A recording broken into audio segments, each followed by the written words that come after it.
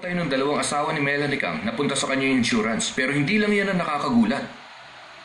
Nalaman ko na ulila na siya at may umampun sa kanya, pero yung pamilyang umampun sa kanya, namatay lahat. Sigurado ka ba dyan?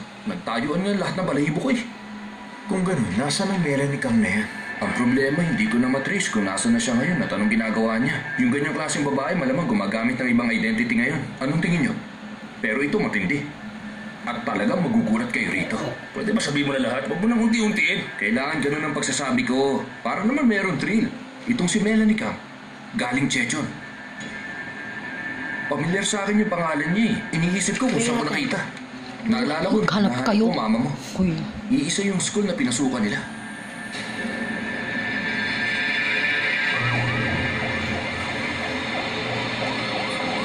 Diretso na.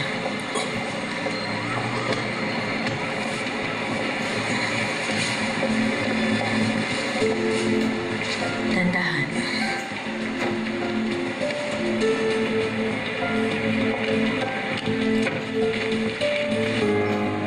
Honey, siya nga pala ang bago mong secretary. Kapalit siya ni Mr. Nam.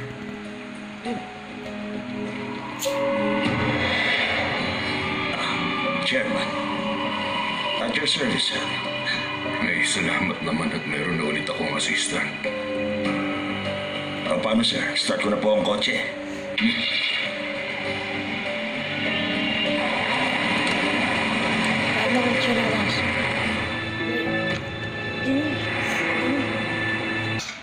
Naku, akin na nga yan. Huwag ka na mag-abala. Ako nang bahala rito.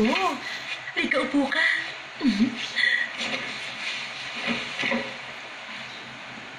Ma'am, pasensya na kayo kanina, ha? Alam kong wala pa kayong nakukuhang kapalit ko, pero gusto ko na sana magpaalam pagkatapos kong maghanda ng dinner. Ate. Ha? Oo, ate ka na, no? Mas matanda ka kahit sa ang anggulo naman tingnan. O hindi ba? Hindi lang ako parang may older sister. Mula ngayon, ituturing na kitang biological sister ko. Okay lang naman yun, walang problema. Kasi hindi mo na kailangan magtrabaho, okay? Eh kasi, kung balak mo talagang umalis dito, wala ka namang ibang mapupuntahan, hindi ba? Kaya isipin mo na lang na biological younger sister mo may-ari ng bahay na to. Pwede ka magstay dito ng maayos at komportable. Makakatanggi ba ako? Ate, alam mo ba na happy-happy ako? Para akong nanonood ng K-drama. Ikaw yung Queen Mother Yin-yong, at si Gangsol, at si Hibinjang. Pero ang importante ron, yung Queen Mother na si Yin-yong, bumalik siya para bawiin ang dati niyang pwestong nararapat sa kanya. Ako, si Shelo Ann, tutulong sa'yo. Tutulong sa'yo na maibalik ang pwesto ng tunay na reyna. Wala akong intensyon na gawin yun. Hindi. Kahit na wala kang intensyon gawin yun, gawin mo para sa akin. At kahit anong mangyari, basta ako, tutulong ako sa'yo, ate. Gagawin ko ang lahat para mabawi mo ang korona at pwesto. Okay na yan sa inyo? Maika, matagal ka na may alam, no? Napansin ko lang naman na biglang nagbagong treatment mo kay Manang recently, eh. Ano ba yun? Matagal mo nang alam na si Manang ang unang asawa ni Chairman Ho. Para si Jogang Cho. Ano? Ibig sabihin, wala ka talagang alam. Wait, ano ba kasi yun? Hindi ko na mabilang kung ilang beses ko na naichika. Pero kahit pa ulit-ulit ko na naikwento, para ba lagi pa rin ako excited? Alam mo ba na si Manang, siyang original wife ng mayaman na si Chairman Ho. At wala akong kaalam-alam yung mga pinapadala ko niluluto ni Manang para mismo sa bahay niya. Napaka-dramatic, di ba? Eh di si Andre talaga. Andre? Sandali lang, kilala mo yung anak ni Manang? Hindi ate, paano ko naman makikilala ang taong yun? Pero seriously, yung anak niya na sinasabi niya naglayas? Sa pagkakaalam ko, Andre ang name niya eh. Kanina lang nung pinakausap niya si Mrs. Ho, nabanggit niya ang name na Andre eh.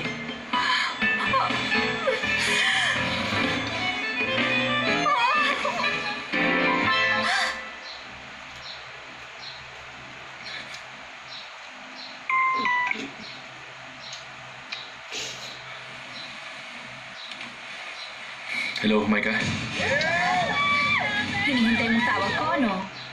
Unang ring pa lang, sinagot mo na agad yung phone mo. Hindi, Micah. Never mind. Makinig na lang sa sasabihin ko, okay? Pwede mo ba akong sunduin dito? Ngayon na. Excited ka, no? Oo, ngayon na. Pero huwag mong bibigyan ng ibang meaning to, ha?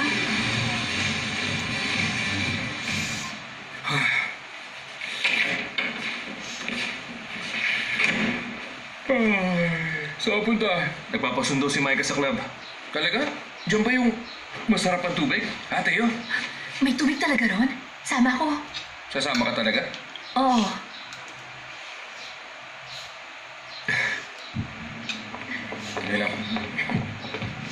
Sandali lang, sir. O, anong problema? Wala naman kaming dalang deadly weapon. Hindi naman po yun, sir. Yung suot niyo po kasi. Bakit? Anong... Sheena.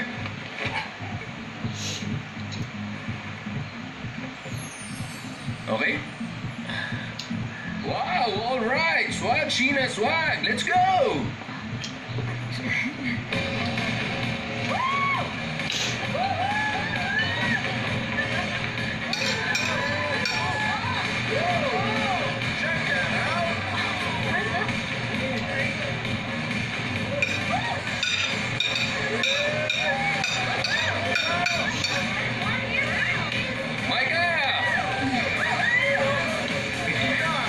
Ikaw lang ang tinawagan ko. Nagsama ka pa?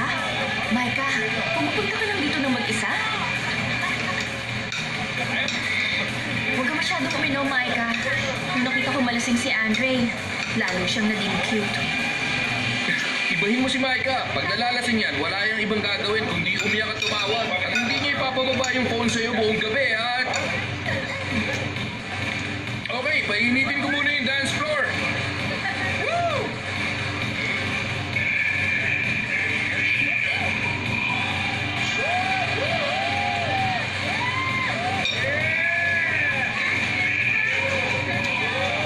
Alam mo, gentleman ako.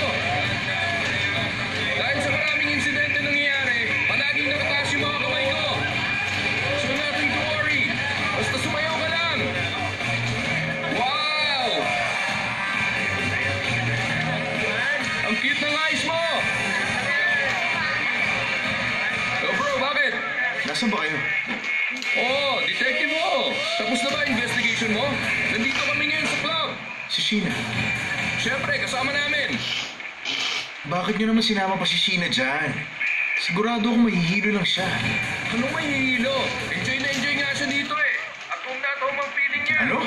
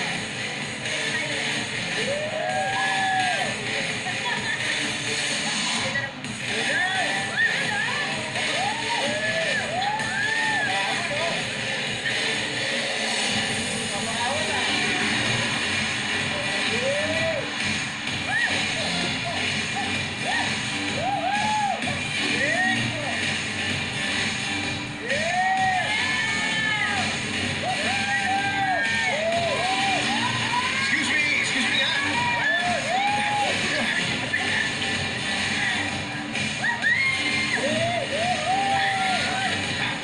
Hoy, Andre! Anong ginagawa mo rito? Ano kasi... Halika, sayaw tayo. Enjoy ang dance floor. gusto ko sana. Kaya lang marami akong gagawin. Enjoy na lang kasama si Teo at Ranjo. Magpatid ka sa inyo after dito, ha? Oy, Sheena! Tama na yan. Uy, Andre! Bakit ba? Sasayaw pa ako eh. Pinagpapawisan ka? Oo, naiinitan nga ako eh. Pero okay lang. Okay, sige.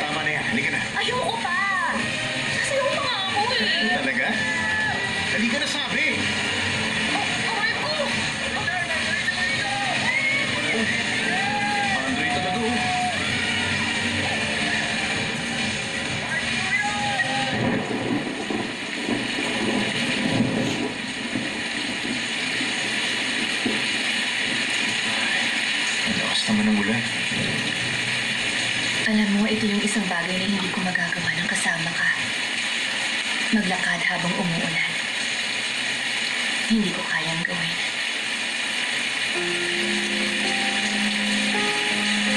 Walang hindi mo kayang gawin. Hintayin mo ako rito.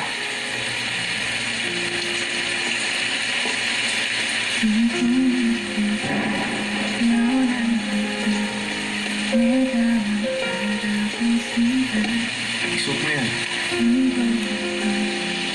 Saan mo nakuha yan? Huwag mo sasabing hindi pwede o hindi mo kaya. Simula ngayon. Hayaan kitang gawin mo ang lahat.